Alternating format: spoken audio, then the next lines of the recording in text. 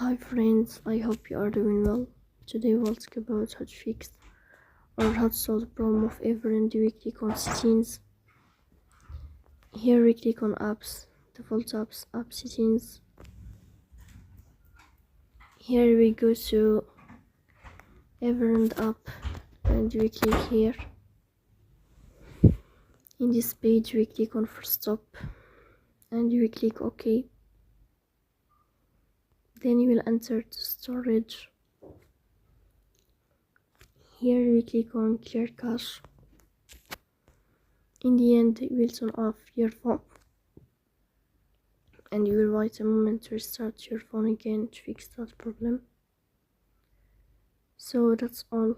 Don't forget to support us by like and subscribe. See you next time and thank you for your watching and your attention.